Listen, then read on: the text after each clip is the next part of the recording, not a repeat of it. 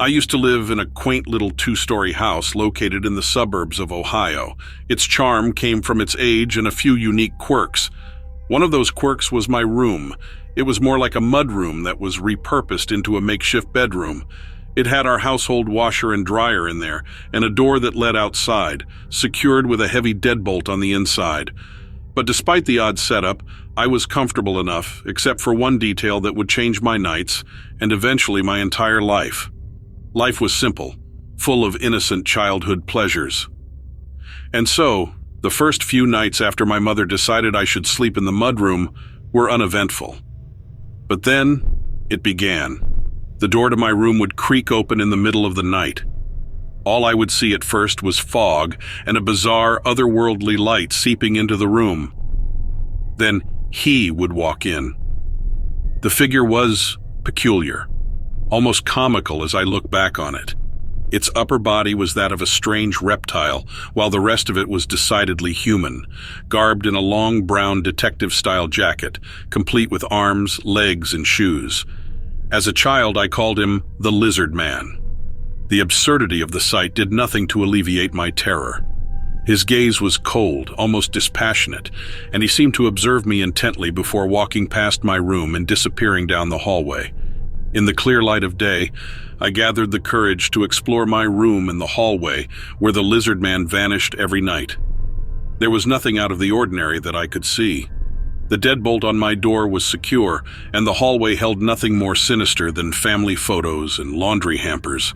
It felt normal, and yet every night the scenario repeated itself. The Lizard Man continued to visit for months. The routine was eerily similar each night. The door would open, the fog and light would filter in, and the Snake Man would stroll into my room, observe me, then walk away. The few times I mentioned the Lizard Man to my family, they brushed it off as childhood imagination. An imaginary friend, if you will. I got blamed for the door occasionally being left open, even though I would have needed a stool to reach the lock. My family remained blissfully unaware of the eerie occurrences in my room, leaving me to face the creature alone. The visits didn't let up, to the point where I dreaded sleep. Every creak of the house sent my heart racing. The fear I felt was palpable, lingering in the back of my mind throughout the day. It wasn't just the idea of a bizarre entity entering my room. It was the unknown. Why was he visiting me? What did he want from me? Even though the Lizard Man never physically harmed me, the sense of menace that clung to him was enough to make my skin crawl. The room felt colder and heavier on the nights he visited. My breaths came shorter, heart pounded louder each time that door opened. I began to research my strange visitor. I pored over books and surfed the internet, learning about folklore, mythology, and paranormal phenomena. My journey led me to various paranormal blogs and forums where people shared similar experiences, and there I found the term apparitions. From the common themes that emerged in others' experiences, I started identifying the patterns that matched my own. My visitor, I learned, was what some referred to as an apparition, a specter that presents itself to the living. Some online sources suggested that apparitions like the Lizard Man may represent unresolved issues, messages from the beyond, or even manifestations of my own subconscious fears. It was a complex realm of theories and interpretations. I couldn't discern whether the Lizard Man was a product of my mind, a spirit from another dimension, or perhaps a symbolic representation of some deep-seated anxiety. One thing was certain: the Lizard Man, in all his terrifying absurdity, was real to me. His existence, his frequent visits were part of my reality, even if they remained invisible to the world outside my mudroom-turned-bedroom. I decided I wouldn't let the Lizard Man rule my nights anymore. My solution was simple. I started sleeping on the living room couch. For years, that's where I spent my nights, away from the mysterious door, the eerie fog, the unnerving light, and most importantly, the Lizard Man. My family didn't understand, but they didn't object. The decision gave me a sense of control, something I felt I had lost with the Lizard Man's uninvited visits. I still felt the chill of fear every now and then, especially when I had to go near that room, but it was bearable. As strange as it sounds, I even found myself chuckling at the absurdity of the Lizard Man's appearance. My life went back to normalcy, or at least as normal as it could be with a nocturnal couch routine. The impact of those years, however, lingers. I am more aware, more open to the inexplicable aspects of life. The lizard man, in all his frightful strangeness, taught me that, looking back, I realized that the lizard man was not just a terrifying nightly visitor. He was a lesson, a turning point in my life. He pushed me to question, to explore, and to confront my fears, however bizarre they may be. Today, I maintain an open mind when it comes to the unexplained, the paranormal. I'm no longer the terrified child who trembled at the sight of a terrifying reptile creature. But I do retain a healthy respect for the unknown, a curiosity about what lies beyond our immediate perception. If I were ever to cross paths with the unexplainable again, I believe I'd be better prepared to face it, not with blind fear, but with curiosity and courage. And as for the lizard man, he is an unforgettable part of my past, a peculiar entity from my childhood nights. He doesn't visit my dreams anymore, but his memory remains. A reminder of the time when a terrifying lizard creature and a detective-style jacket were enough to keep a child awake at night.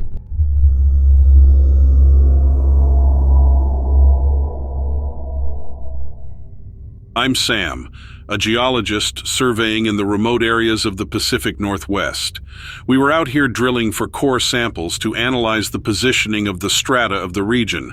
It was late because we'd been working in the evening to avoid the heat of the day. While I was operating the drill, I started to pick up on something out of place. The smell. It was a sulfurous scent, like a struck match or a rotten egg. At first I wondered if the drill had hit something in the earth, but there was something else too. A noise, not mechanical or geological, but animalistic. A low rumble that you actually felt more than you heard. It was too quiet to be thunder, too resonant to be the machinery. The sound was persistent, almost rhythmic, like the pulse of a massive heart buried deep in the earth. As I tuned into it, it became clearer, a resonant growl, fluctuating in pitch that occasionally pierced through the hum of our equipment. The rumble, originating from somewhere within the darkness, felt foreboding and unnatural. Each time the sound rippled through the air, I felt a strange sense of anticipation, a nagging feeling that we were not alone. Then I saw it. Against the backdrop of the dense forest, a creature was silhouetted.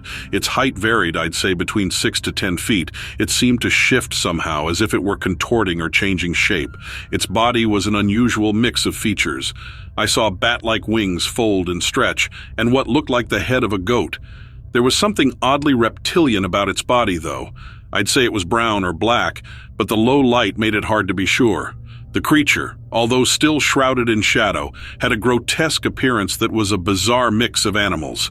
The wings were undoubtedly bat-like, appearing both leathery and solid. They tucked and folded against its body in a way that reminded me of how a bird shields itself from the cold. The head of the creature was a complete anomaly. With the profile of a goat, it appeared almost common, but the devilish twist in its features was far from ordinary. Its eyes, a piercing yellow, glowed like the beam of a flashlight cutting through the dark, focused and unyielding. Then there was the body, which I could now see a bit better. Scaled like a reptile, it glistened in the low light, reflecting an almost oily sheen. It was elongated and powerful, a contradiction to the typical form of a mammal or bird, but in sync with the abnormality of this beast. Its color, somewhere in the range of deep brown to black, gave it an added layer of menace, enabling it to blend effortlessly into the dark. It was clear this creature was adapted to its environment, a deadly predator lurking in the shadows. The sight of this thing, it gave me chills.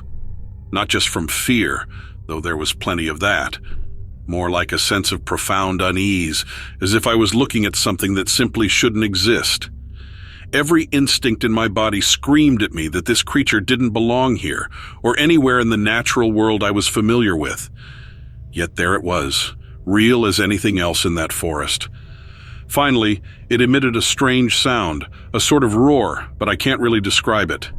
Then it launched itself into the air, and with a gust of wind and a rustling of leaves, it was gone. After it left, I shut everything down, packed up as quickly as I could, and told everyone we had to get out of there. We were done for the day. Back at the base camp, I wrestled with how to convey what I had seen. I was met with skepticism, understandably.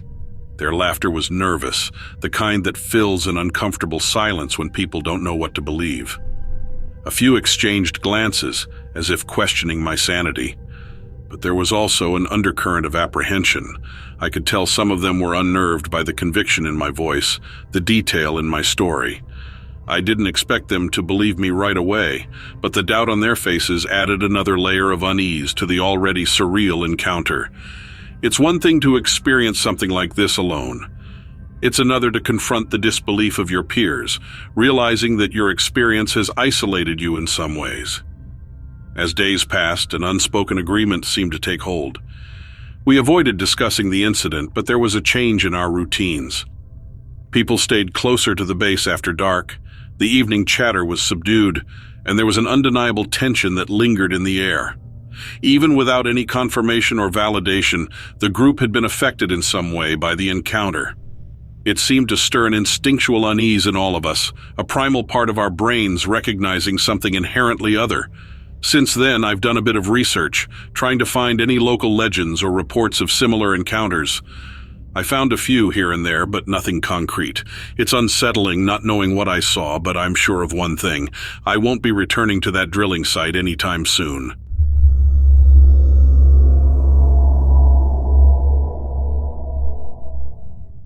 I'm not sure that this is my story to tell. It was a story I heard from my father, and it was a story he heard from his father before that. It has affected us all, I guess. That's why I feel some ownership over the tale I'm about to share. It's followed our family for 3 generations. My grandfather was a hunter. He had a reputation. The best furs in Wyoming all had my family name attached to them. That reputation earned my grandfather some pretty historic invites. He met the vice president once. The invite at the center of my story, however, brought him to Yellowstone National Park. Nowadays, when you hear the name Yellowstone, it's attached to an idea of beauty, a scenic lake, hot geysers, and a slumbering volcano. That wasn't the case in the late 1950s. Mismanagement of the park and its fauna led to overpopulation and overgrazing.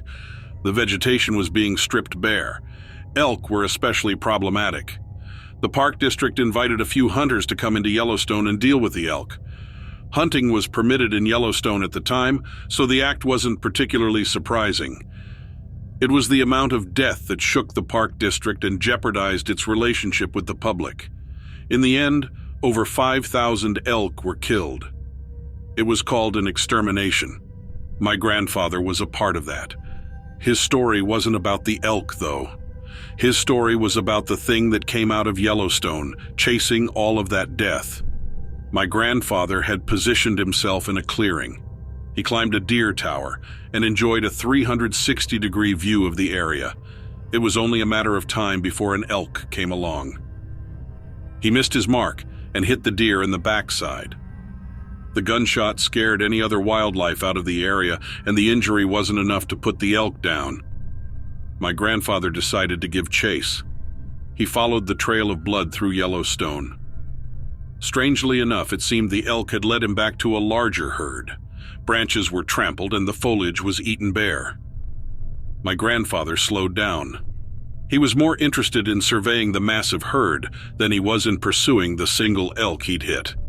He was careful and quiet in the way that only hunters can be. When all the tracks he was following began to converge, he was certain that the herd of elk was waiting for him just through the next tree line. He pushed forward. When his vision penetrated the wall of chewed greenery, he came upon something else. There were no elk. There were signs that they had slept there. There were more grazing patterns and tracks around the perimeter, but there were no elk. It appeared that the herd had gathered there, walked tirelessly in a circle, and then vanished. He returned the rifle to his back and began to investigate. When the sound of a snapping tree branch came from nearby, he looked. He saw what looked like an elk's rack shifting among the trees. Then came its face. The head of a large bull with deep, dark eyes set in the back of its skull. My grandfather described this part better than me. He said the animal, while its body was still obscured by the forest, looked into him. He said those dark eyes glimpsed his soul. He described the light changing overhead as time seemed to blur, and he became snared by the gaze of the animal. Eventually, the elk came forward. What stepped out of the tree line was no living animal. Below the neck, the elk's body was gaunt. Its fur was matted and patchy. When it entered the den, it stood upright. It stood at least 12 feet tall, as my grandfather described it. When it shifted and lurched, he could see its tight skin dragging against its bones underneath. He said he felt it judge him. He heard a voice in his head, something that challenged the very purpose that had brought him there. He said, looking at the beast, that he knew immediately that he needed to stop killing. He couldn't continue as a hunter. My grandfather told my dad that he knew immediately hunting would lead him down the same emaciated path that had starved this creature. He said he knew he would become something like the monster he was staring at. Then, according to my grandfather, the beast wandered back into the woods. There were no elk left there for it to consume, he said. It moved on to find a meal elsewhere. My grandfather only killed a dozen elk that season. Out of the 5,000 total, 12 isn't very many. The monster he saw forgave him for that dozen. My family hasn't picked up a gun since. My father swore that he'd never touch a firearm, and I had no reason to. The hunting itch was out of our blood by then. We all know of the monster, though. We've all had that creature described to us with such detail that we never once considered going back on my grandfather's words. We all understand that lifting another rifle, taking another life, will invite whatever curse had deformed that thing. Then it will be us wandering in the woods, searching for our own kind. We never heard of any other sightings. None of the other hunters who came out of Yellowstone were changed in the same way as my grandfather. That massacre would lead to widespread change in the park district, though. Maybe there was enough death there to scare the hunters even without the glimpse of that creature to motivate them. I hear that Yellowstone is beautiful now. Like I said earlier, it's all geysers and lake beds now. I think I'd like to see it. I'd like to see the place where life was able to grow back. But the last thing I want to see is that creature. What if it decides it isn't looking for elk anymore? What if it decides that letting my family go was a mistake?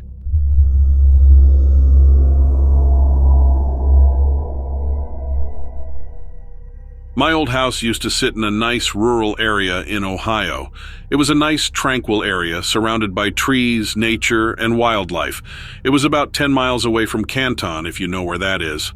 It was definitely a small-town vibe where everybody knew each other's name and secrets were hard to keep. There was a local reservoir that I would frequently catch catfish in.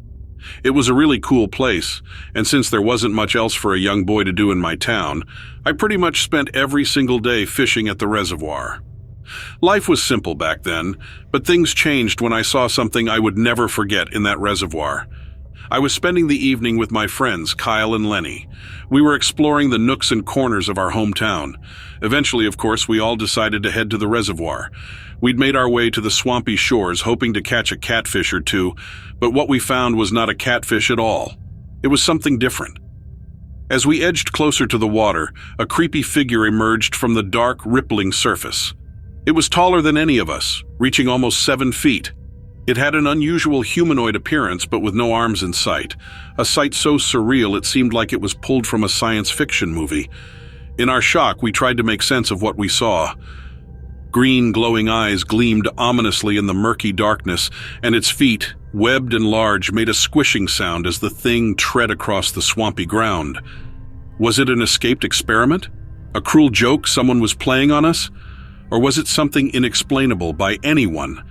Petrified, we could only stare as the creature moved toward us. Lenny, the bravest amongst us, stood his ground, not taking his eyes off the luminescent green orbs that stared right back at us.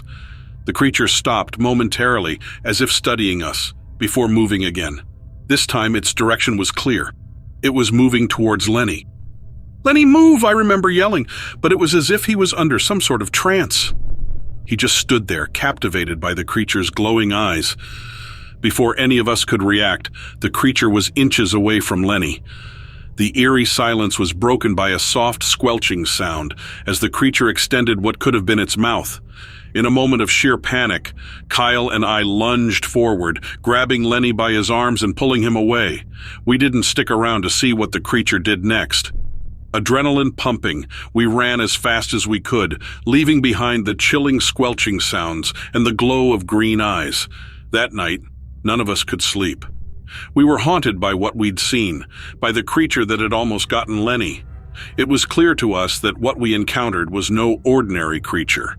The next day, we returned to the reservoir reluctantly. We wanted answers.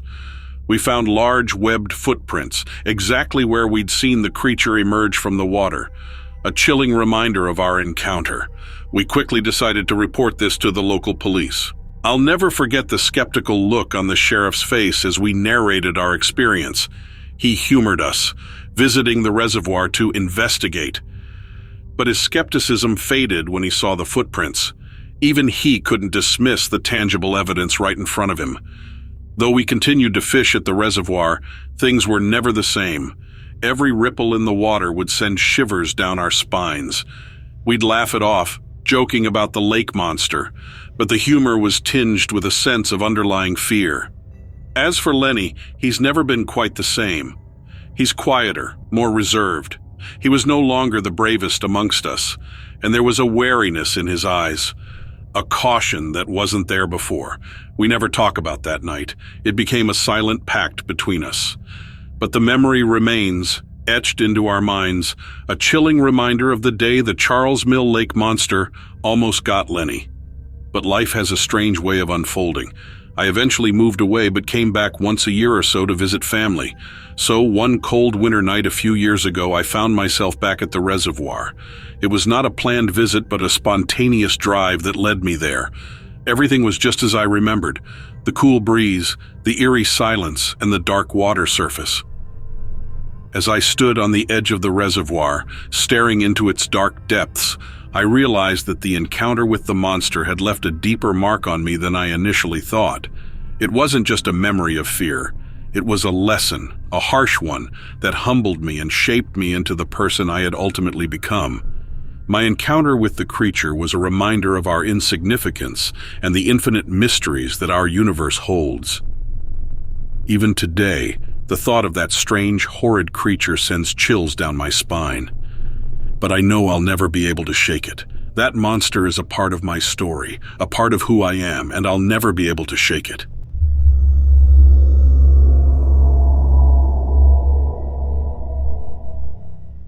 My father was in the military, and my family moved around a lot when I was a kid. When I was about 3, we moved into an old farmhouse. My mom had gotten me a toy fire truck for my birthday, and I loved it and would play with it all the time. It had lights that would come on when the wheels moved and a loud siren that you could activate by pushing a button. It was my favorite toy.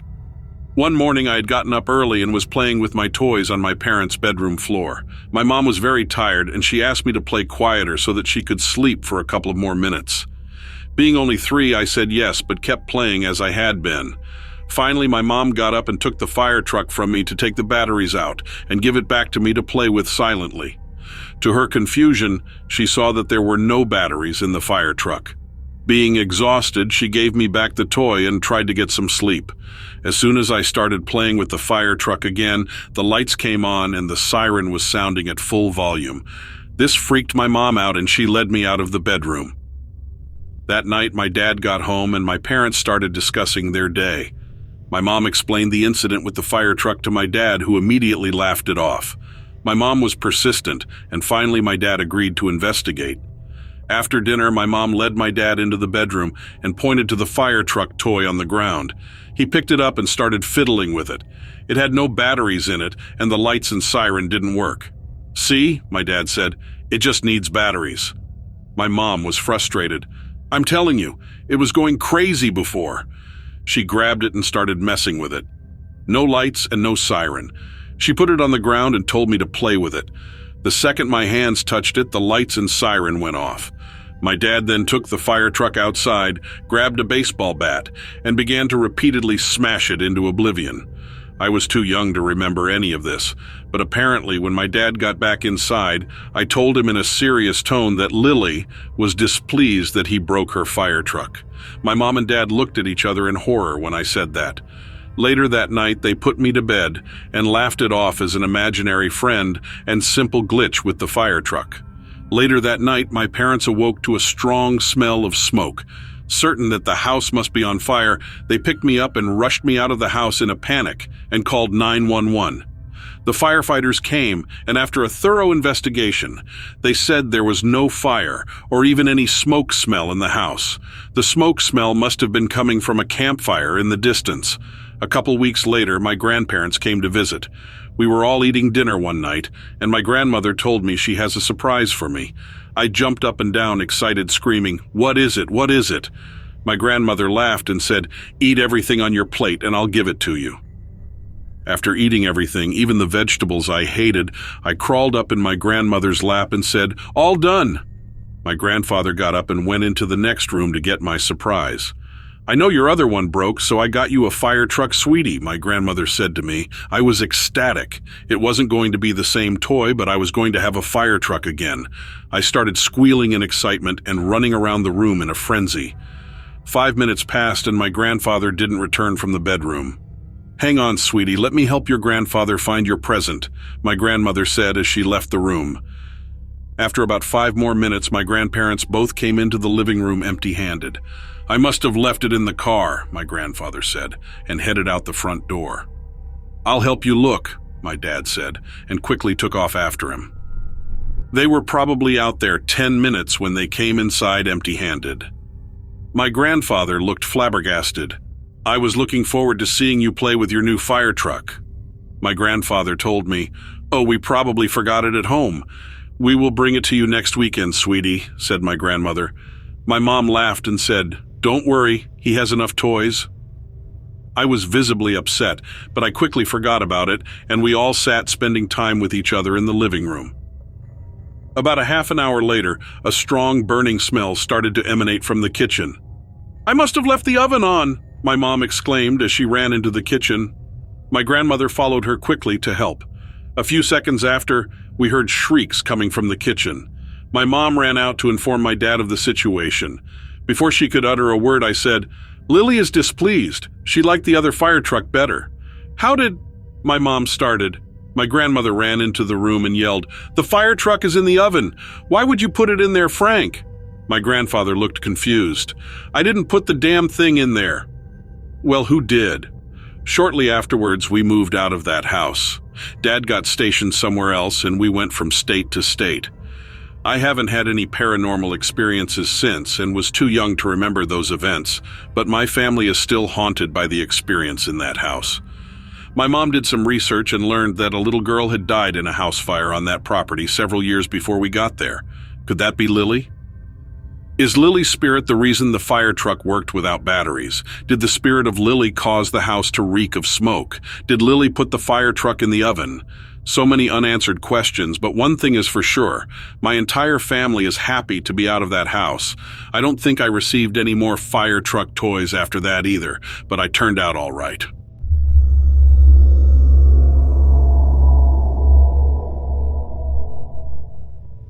I am writing you from the Navajo Nation in New Mexico, near the border of Arizona.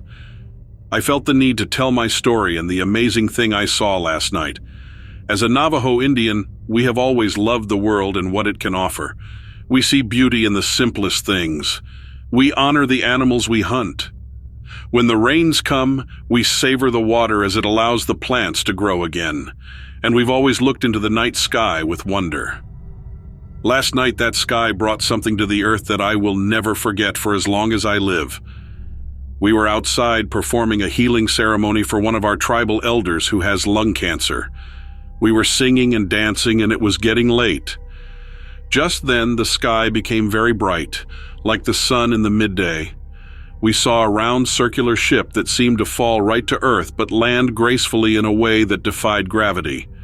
We heard a loud buzzing sound coming from the ship. The doors opened and out walked what can only be described as an alien, or one of the Greys as I have heard people call it. It was short, off-white in color, and had large black eyes, like that of a fly. We all stood frozen in the night.